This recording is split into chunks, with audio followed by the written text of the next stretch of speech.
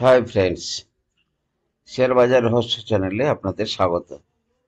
গুপ্তধনের সন্ধানে আমরা এগিয়ে চলেছি একের পর এক এপিসোড নিয়ে। আশা করি আপনারা সবাই ভালো আছেন এবং সুস্থ আছেন। ফ্রেন্ডস, শনি, রবি এবং সোমবার হচ্ছে 25শে ডিসেম্বর, 3 দিন ছুটি আছে।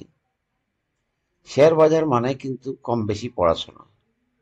তাই এই 3টে ছুটির দিনে আমি শেয়ার বাজারের পরিবেশ, শেয়ার বাজার সম্পর্কে বিভিন্ন রকমের জ্ঞান বৃদ্ধির জন্যে আমি কিন্তু বিভিন্ন রকমের ভিডিও দিয়ে আপনাদের কিন্তু শেয়ার বাজারের জ্ঞানটা একটু বাড়ানোর চেষ্টা করব। আপনাকে শেয়ার বাজারের পরিবেশটা বুঝতে হবে, শেয়ার বাজার কেমন কাজ করে, শেয়ার বাজারের দীর্ঘমেয়াদী যে সমস্ত জিনিস হয় এগুলো বুঝতে হবে।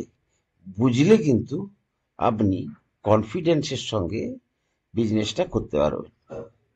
ফ্রেন্ডস, শেয়ার বাজারের জন্য স্টেবল গভর্নমেন্ট অত্যন্ত জরুরি। শেয়ার বাজার চায় যে গভর্নমেন্টই আসুক না কেন সেটা যেন স্টেবিলিটি থাকে।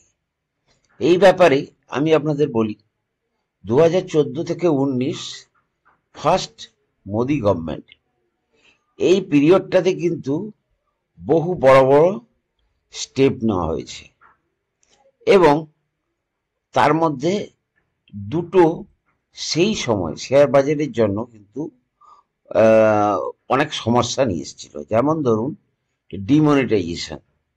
ডিমনিটাইজেশনে কিন্তু টোটাল বিজনেস হ্যাম্পার হয়েছিল। অর্থাৎ আহ, সবাইকে সেই সময় 500 টাকার নোট, 1000 টাকার নোট সব জমা করতে হয়েছিল, যার জন্য ছোটখাটো বিজনেস তার জন্য প্রচুর এফেক্টেড হয়েছে। অ্যাজ এ রেজাল্ট আমাদের গ্রোথ কমে গেছে। ওর সঙ্গে সঙ্গেই কিন্তু সরকার জিএসটিটা ইমপ্লিমেন্ট করে। অর্থাৎ সেই সময়ে জিএসটির কোনো ইনফ্রাস্ট্রাকচার ছিল না, কিন্তু তা সত্ত্বেও গভর্নমেন্ট কিন্তু জিএসটিটাকে জোরজার করে লাগু করে। তাতে কিন্তু ওভারঅল বিজনেসের কিন্তু পরিবেশ অনেকটা নষ্ট হয়েছিল। কিন্তু তার ঠিক পরে পরেই ট্যাক্স কাট করে গভর্নমেন্ট মোদী সরকারের প্রথম টাইমে, যেটা সারা পৃথিবীতে আমাদের ট্যাক্সটা সবচেয়ে বেশি হাই ছিল। অর্থাৎ যে কোম্পানি এখানে এসে বিজনেস করুক না কেন তাকে সবচেয়ে বেশি ট্যাক্স দিতে হতো, সেটা প্রায় 33% কাছাকাছি। একদিন এক ধাক্কায় তারা কিন্তু আমাদের সরকার 10% প্রায় ট্যাক্স কমিয়ে দিয়েছিল। তাতে কিন্তু বাইরের দেশের ইনভেস্টররা আমাদের দেশের বিজনেসে ইনভেস্টমেন্টের জন্য উৎসাহ পায়। দ্বিতীয় টেনিওরটাতে, অর্থাৎ 2019 থেকে 2024, যেটা বর্তমানে চলছে, এই পিরিয়ডটাতে কিন্তু অধিকাংশটা চলে যায়। প্রথমত হচ্ছে করোনা।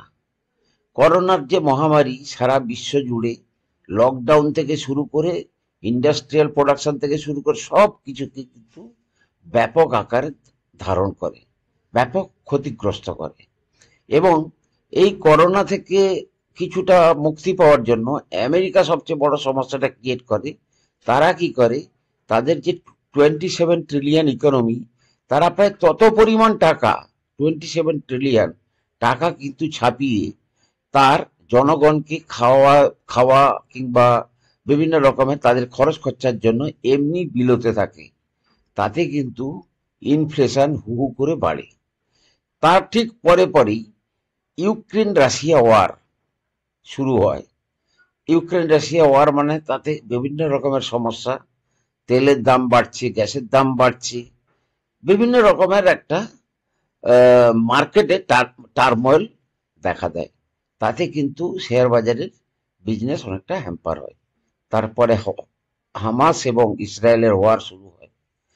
এগুলো হচ্ছে শেয়ার বাজারের নেগেটিভিটি। তার মধ্যেও ইন্ডেক্স যদি দেখা যায় 2014-তে যে লেভেলটাতে ছিল সেখান থেকে কিন্তু প্রায় 3 গুণের বেশি উপরে চলে গেছে।